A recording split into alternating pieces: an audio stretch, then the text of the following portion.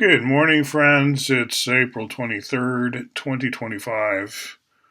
I'm going to go through one of my slide decks. I believe this is the YouTube debut of this slide deck. I have shared it previously in other contexts, called Cultagory theory, which is a bit of a pun. It's a little bit tongue-in-cheek. If you're from a mathy background, you know there's something called category theory, which is very abstract, and it's all arrows and circles. And it's kind of enlightened nonsense, they call it. And this is similar. It draws from that aesthetic. There's your circle and your arrow.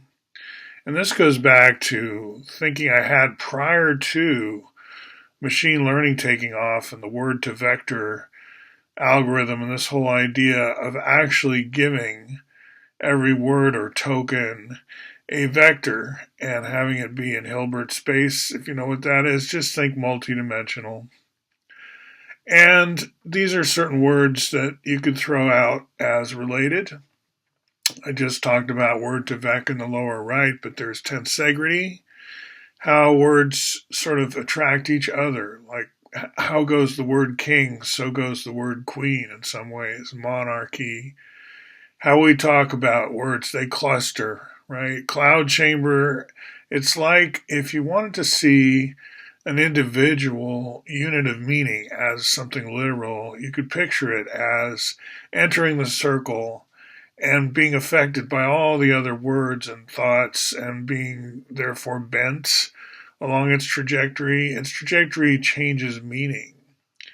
Think of how car companies just invent words out of the blue that don't really mean anything, but then they attach them to a car like Camry. That's giving it a meaning and vectoring it into the space of cars, right? We know how to do this in advertising a lot. Create words and give them a trajectory. Tylenol. A lot of money and thinking goes into providing trajectories for these words. Pepsi. It's not just like this is a noun and this is the thing it refers to, and then you picture something in your mind's eye as, quote, the meaning. We sort of learn from Wittgenstein, other philosophy of language, that it's not that simple.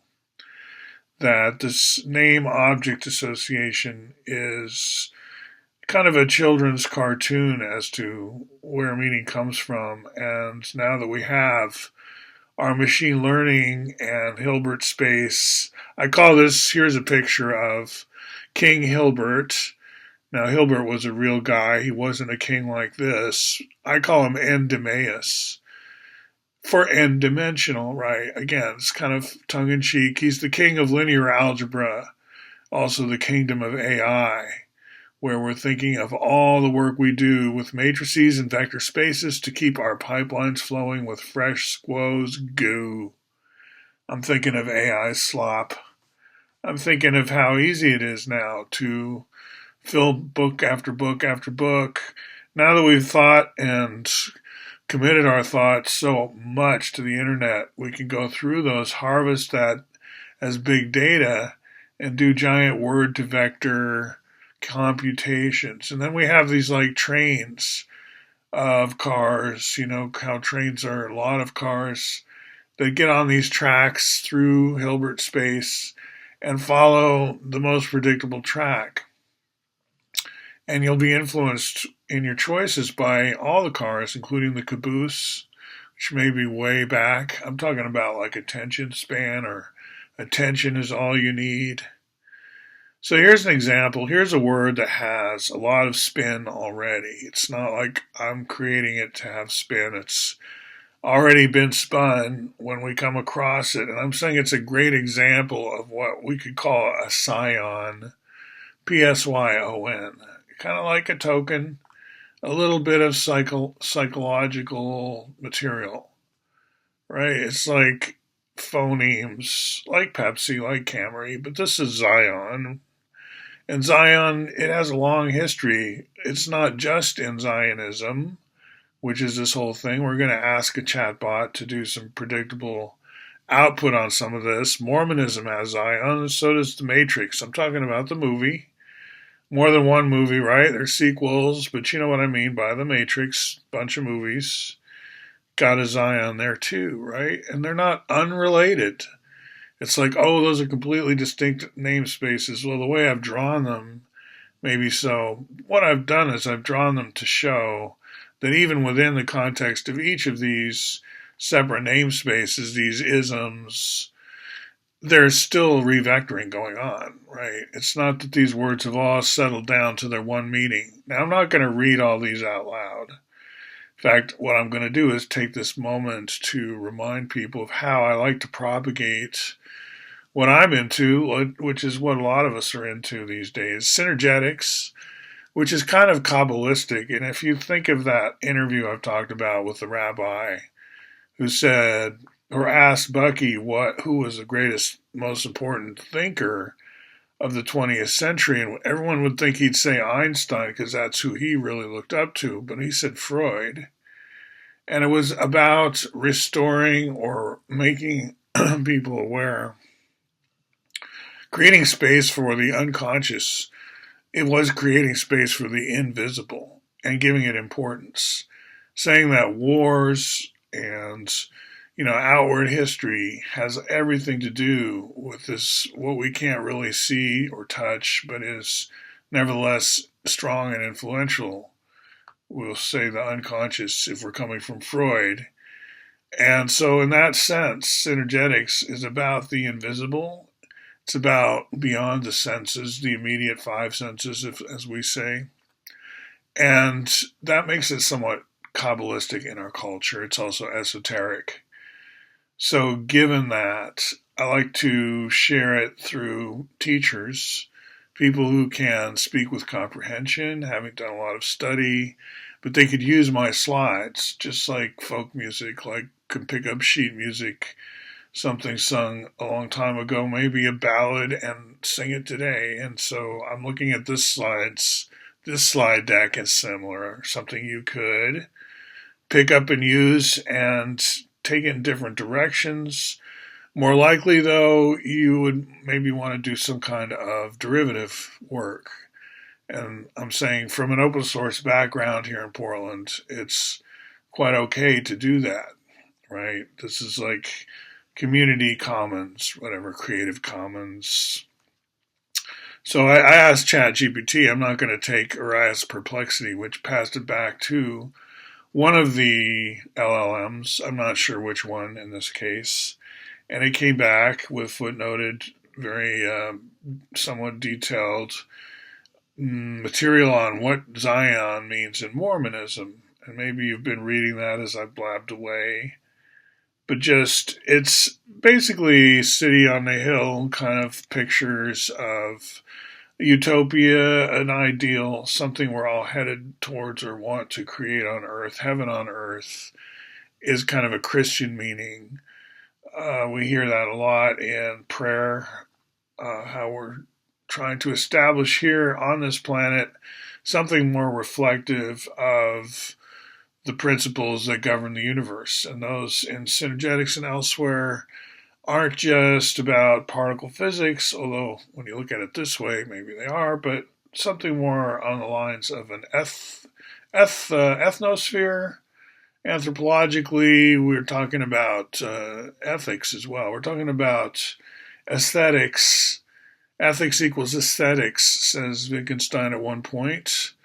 So I go through another exercise here in tapping into Jewish history and so on and so forth. Now, this is the Zionism that's in the news a lot, that we hear about all the time because of all that's going on the planet. I'm not trying to not talk about that.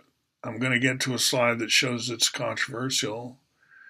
And here in The Matrix, of course, now if you've seen that movie, there's actually a city called Zion. It's deep underground. It's being attacked by inhuman, or we could say inhumane, memes, viruses. Actually, they look like giant cooties. It's a tough world there that they're fighting in, and it's metaphorical, it's analogical.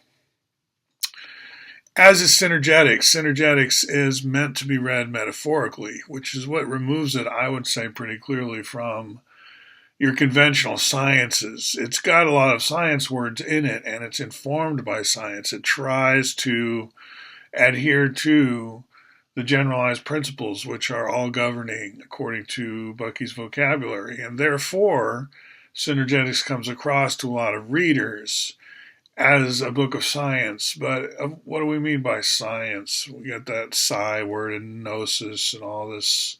Psychology is a science, right? Or not, according to your lexicon? So what I'm saying is the science of the invisible, kind of Kabbalistic, whatever, synergetics is meant to be read analogically, metaphorically, and this sets it apart, and I would say it's work in the humanities, really. There's nothing to keep people in the humanities from studying science, right? And so what happens when you allow that, right? They might revector some of the words. So here's a professor, it says showing category theory, but maybe I should have said cultagory theory. I was just trying to prompt an image generator in this case. Imagine Art is the website. This was the free tier. I'm not paying heavy for this. This is just, let's see what happens when you put the prompt on the left into the image generator. And it goes off, and similar to what it does with words, it does with images. It does this pulling together statistically, stochastically, based on the prompt of images and blends them together. It's not like literal cut and paste from a vast inventory either. It's a synthetic process. It's very mathematical. It's fascinating. I would say if you're against this kind of stuff and call it AI slop, which some of it is, that at least take the time to see how it's working under the hood mathematically. It's not just a giant amount of clip art that's being juxtaposed. It's deeper than that. So namespaces revector Psyons. That's what I'm talking about here. And Synergetics, again, does this kind of revectoring in that it approaches space, our concept of like Cartesian space, with XYZ coordinates. It creates a different apparatus in our minds relating to what Bucky calls, Buckminster Fuller, the isotropic vector matrix, which fills space not with cubes, but with octahedra and tetrahedra. This is not a new with synergetics concepts. It's found in crystallography all over the place too. And Fuller calls it geometry of nature, which sounds arrogant maybe, like, you think you've discovered the geometry of nature, really? Well, he's more or less just going on empirically what we find useful in, say, crystallography. Not that every crystal is cubic closed packing, as it's called, or face-centered cubic, but it's kind of a home base lattice or matrix, and he makes that his home. So that's what I'm talking about up on the upper right, where I decal XYZ versus IVM. And for IVM, I put in a caltrop apparatus, meaning 109.47 degrees between any two of the four basis vectors we dare to call them. So, yes, anti-representational. This goes to Rorty's vocabulary, Richard Rorty, one of my philosophy teachers, who links pragmatism to Wittgenstein's, Slater Wittgenstein's star, in seeing language itself as not as representational as you might imagine, especially given all this revectoring that's going on, which you won't see or appreciate if you're just doing kind of a one-dimensional, kind of Newton sleep approach to words and how they mean, right? If you don't understand about how they have trajectories in higher dimensional space, you won't really appreciate the role of Psyons in Cultagory theory. So here's an example of how synergetics is meant to be read. Verities are semi-special case. The metaphor is linear. He's saying we're going to be reading in a linear manner. We take in information in kind of serially. Not breakfast cereal, but one after another, sequentially. and the metaphor is linear. But it's with all these metaphors working together, the verities, it's but love is omni-embracing. It's like different from these individual linear, locally discontinuously linear verities. We're going to have integration, which means omnispherical, which means they all fit together into sort of an integrity that counters just flying apart into nonsense, which you could call that energy, and this you could call reason, is what embraces, and I'm using William Blake terminology there. So verities are like the tensegrity compression members. They're metaphorical, they're linear, but what holds them all together is comprehension, which here he's relating to something non-differentiable and integral. So you only have local discontinuity. So you see this giving you the flavor if you kind of just let these words sink in a little bit. Tensegrity, spherical integrity, interprecessionally regenerative. This is the vocabulary, and like I say, it's very attuned to the invisible, and it's kind of Kabbalistic in its intent, in its focus.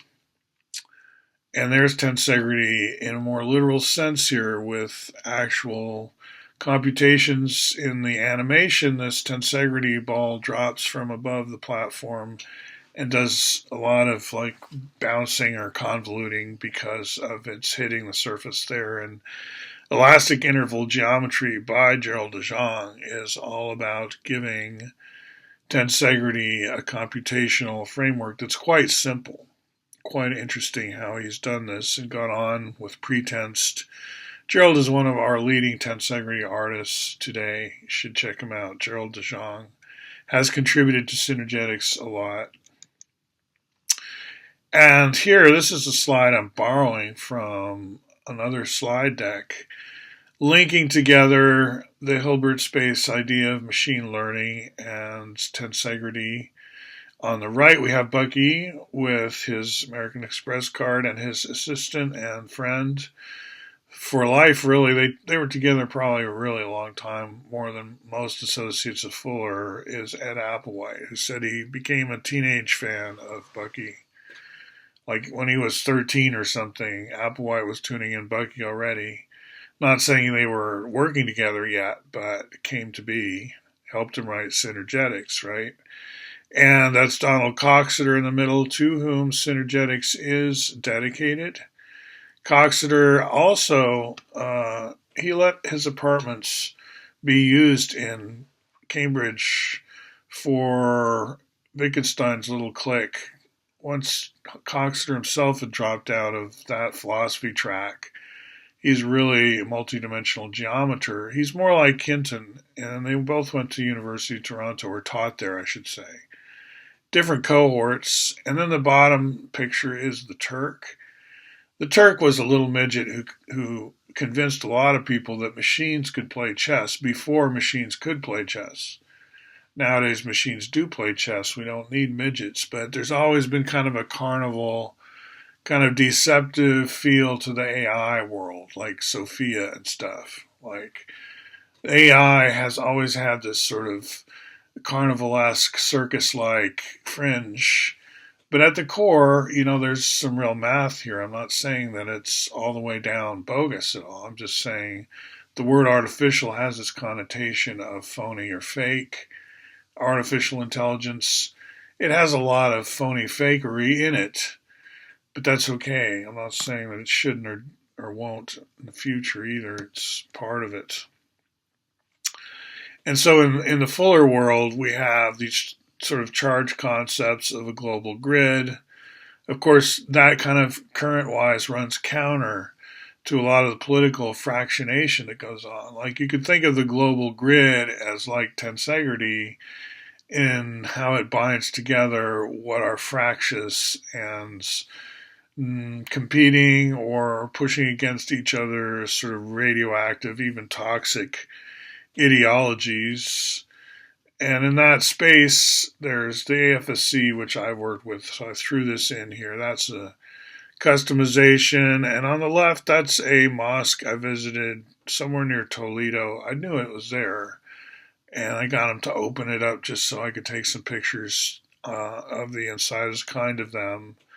I just showed up with my daughter, in the car, the rental car.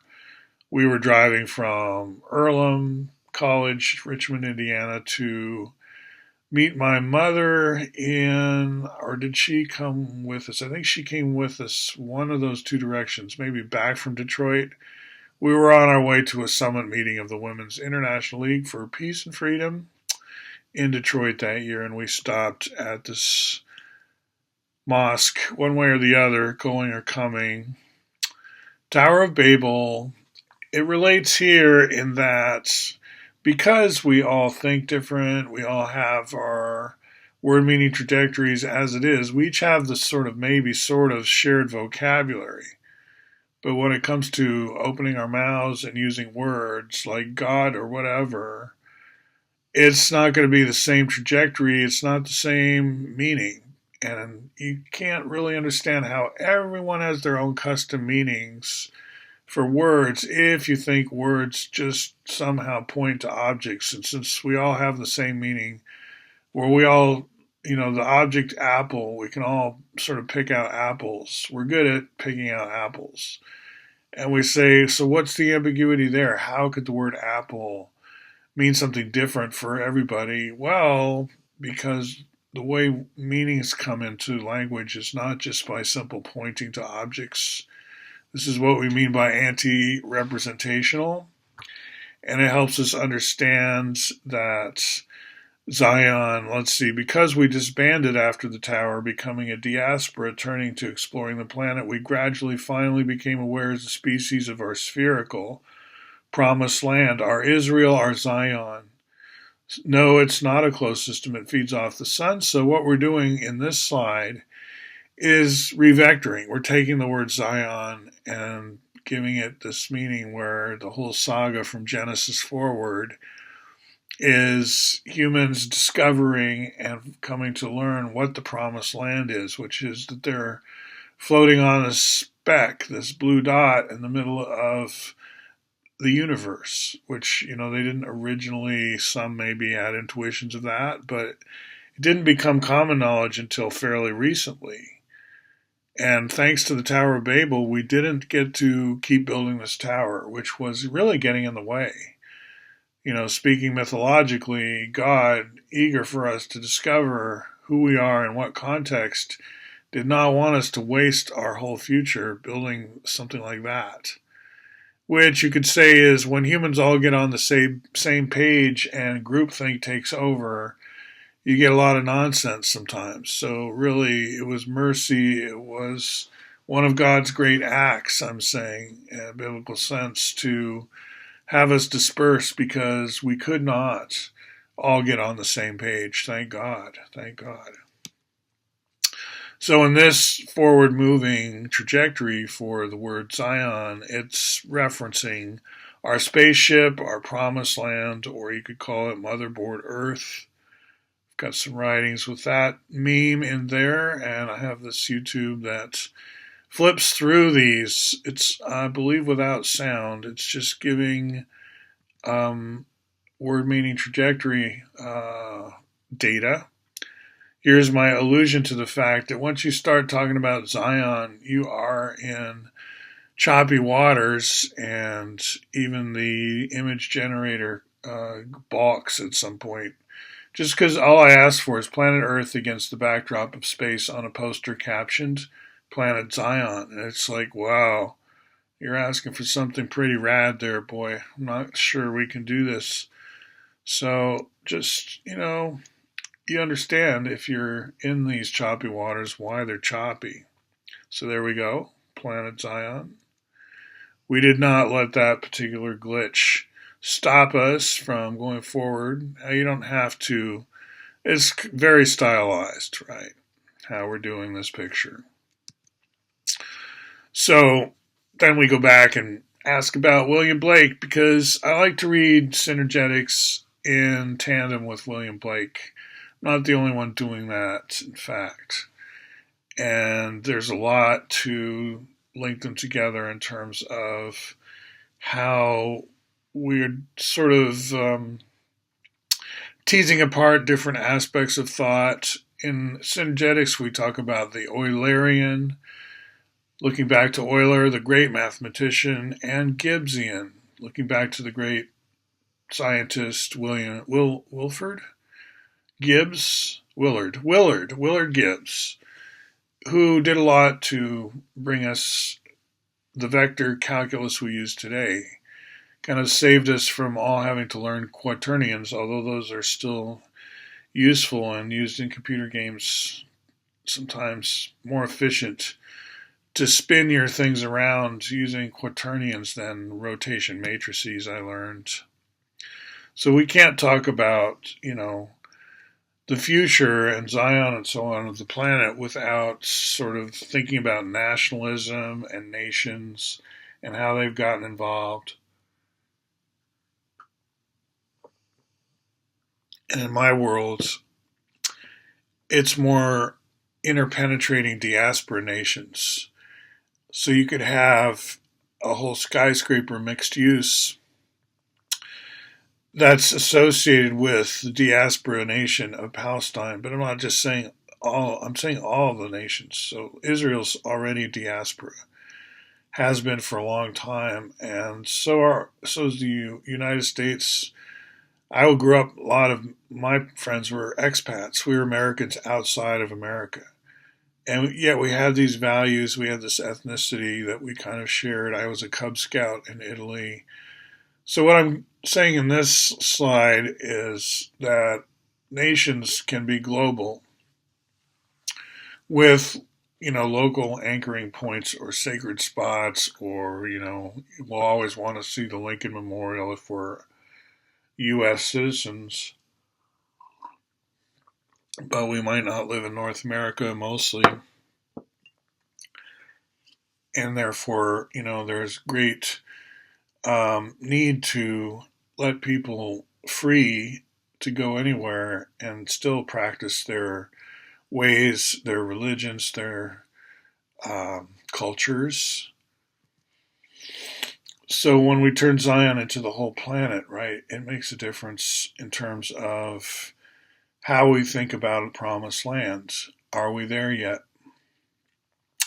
And we even, do another exercise. So here's another exercise looking at transgender and Masonic iconography.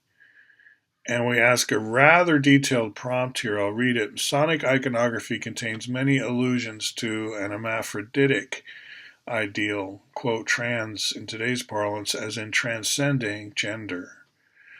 Not just transitioning, right, but transcending in the direction of a higher dimension than mere binary physicality. Associated with trans, Rocky Horror Picture Show, wherein the protagonist players hail from the planet transsexual. Their level of enlightenment is clearly above that of the clueless couple who stumble upon their Earthian base camp. How might a whole planet, a Zion, of transgender beings coincide with both the Mormon and Masonic ideals of heaven on earth, an ideal afterlife, which is the epitome of queerness broadly interpreted as fertile, lush, overflowing with life forms? Feel free to mention Goethe and paintings by Hieronymus Bosch. So there's me being kind of wild and crazy in my prompt, bringing in pop culture references and so on. Here in Portland, Rocky Horror Picture Show is big. Gender bender themes are big in Portland in general. I always think because anyone who made it to the end of the Oregon Trail was so onerous, they're not about to dump on their cohort as, deviant or something, because, hey, you made it. Congratulations. You're here. Be whoever you are. I don't know. There's a liberality when a group has shared hardship in some ways. It's one of my theories. So we get this interesting answer, and we get a table talking about how to relate all these things together. And these doctrines, for all of their interest in, say, Masonic and hermaphroditic ideal, they tend to back away from sometimes queer potential, as it says in the chart. Implicitly excluded from Mormonism, allegorically symbolized in Masonic iconography. Fun studies. This is cultography, after all, so this is the kind of thing that we study. Here you could say is Earth Day, looked at in a different way, more of a control room aspect to it, taking in the planet Zion, studying it, monitoring it, keeping it safe and secure. We've got more spin going here with Native American themes. Lower right is prompting about the Trail of Tears. All this suburban or all this development going on. You could say it kind of reminds me of refugees coming away from, gentrification.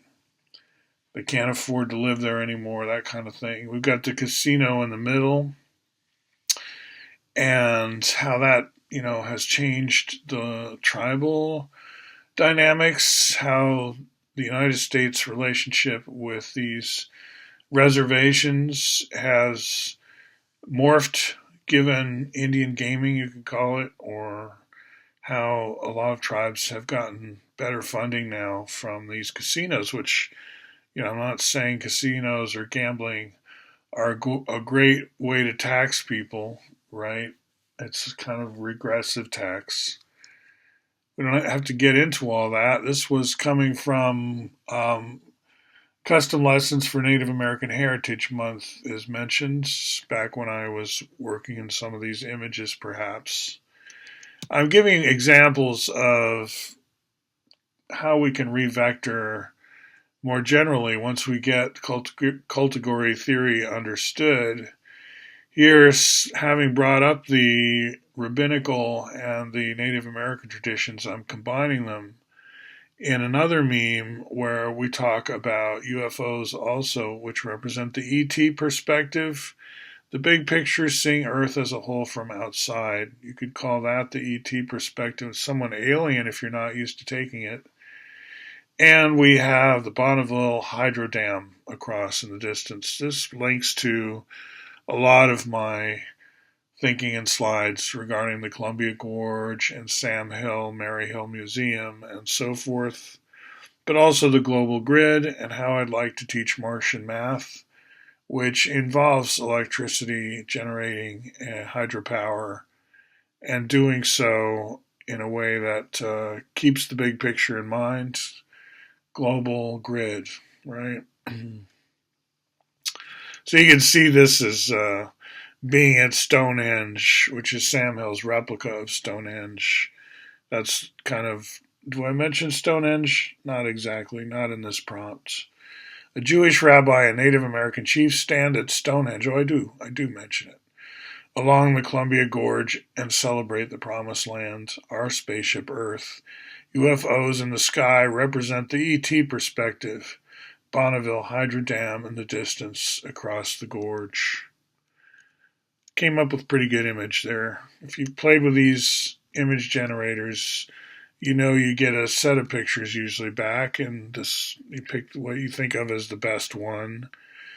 I think this image, text image, is helping us revector. This is what you could call the file tree on the right. Kind of funny, all those files and the file tree. We all have a file tree in our computers. And on the left, that's kind of a tree, or you could say river delta, where I'm describing kind of how the Python ecosystem branching up from SQL, which is how we retrieve records these days, right? Structured query language. The roots of that tree on the right in the file cabinets are like pulling data from SQL up to, you'll look in the tree leaves, you see people with their laptops. They're like pulling up the data that they need, maybe as web developers, which would be on the left side of the left tree through Django and such, maybe as data scientists, which is another branch of the Python ecosystem, NumPy and Pandas. I've taught more on the right side myself, SQL Alchemy up through, or just SQL. I just start simple with SQLite. Finally, to wind it off, since we're in the Python world, I have a lot of word meaning trajectory, sort of revectoring going on around Python and around Athena, around Mount Parnassus and Delphi, Greek mythology. And I'm asking about how Athena relates to Nike here. We have Nike in Portland, the shoe designer, the athletic products, right? How does Athena relate to Nike in Greek mythology, though? And then we talk about the Python that Apollo attacks and kills in Greek mythology actually getting away and bringing Athena's wisdom. See, the idea here in this little myth, you can make these up. See, you can go back and say, okay, Delphi has this Athena layer. We find some temples there that are even older than the others. So Apollo comes later and sort of takes over the franchise, but the oracles originally are Athenian priestesses, and Mount Parnassus is where the python lives deep down, and the vapors coming up from this python are what give the priestesses their oracular powers. And Apollo, god of sort of rationality, a little bit fascist tinged, comes in and it's like, I'm going to take over this operation, and attacks the snake. But the snake gets away and makes it to Nashville, Tennessee. And there you'll find a temple to Athena, a replica of the Parthenon in really good shape, right? They built it to scale. And it was for a world exposition. After all the other pavilions were taken down, this one was allowed to remain because the people of Nashville really liked it. So there's a lot of other writing where I take this on as a story, and here I'm getting help from Perplexity on this particular story. So I'll just read this prompt. Do some experts think a cult of Athena predated the cult of Apollo at Delphi? Make up a story in which Apollo's slaying of the python under Mount Parnassus symbolizes the Apollonian takeover of Delphi from the Athena priestesses, who nevertheless maintained a presence. In this story, have the python escape Apollo's sword and instead regain a place by Athena's side in faraway Nashville, where a full-scale temple to this goddess is maintained to this day. Use mythological symbols. And Perplexity did a really pretty good job here, giving me what sounds like a good myth. And for me, this relates to computers, open source. People with their individual laptops are like musicians with their guitars.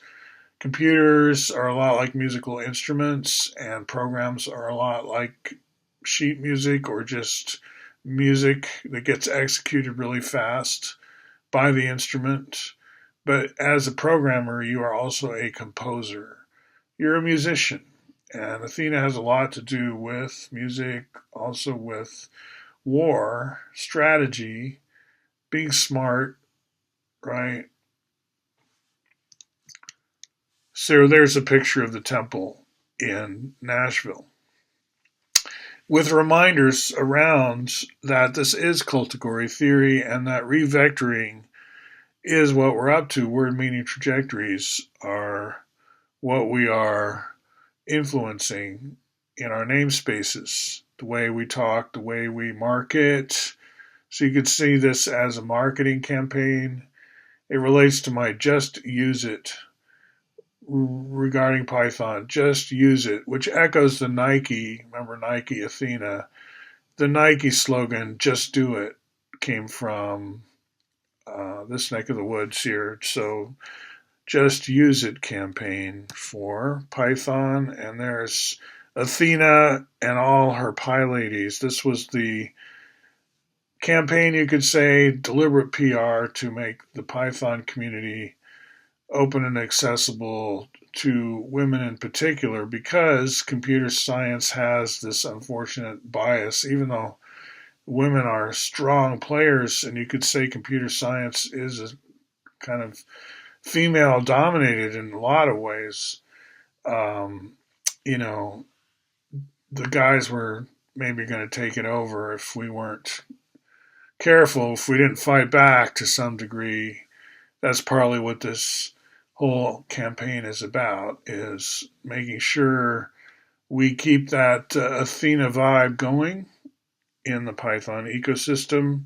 So you could say these slides are two case studies. I start out with Zion as my principal Scion, my example of something we can revector, but then I give another example, kind of disconnected but not entirely, where I go to Greek mythology and do some revectoring back in that area. Not like we're all supposed to now believe, in the sense of have literal beliefs about what happened in Greek history or something. I'm not trying to do revisionism of history here. I'm trying to create new stories that have a different vibe. You could say Fuller does this in Critical Path a lot too. This is ASCII art showing a fractal, and the code for a fractal is embedded there in Python, the lower left. This is something I did when I worked for the O'Reilly School of Technology. Python, just use it, is the slogan, upper left. And of course, this would come with the source code. And this is the last slide in the deck.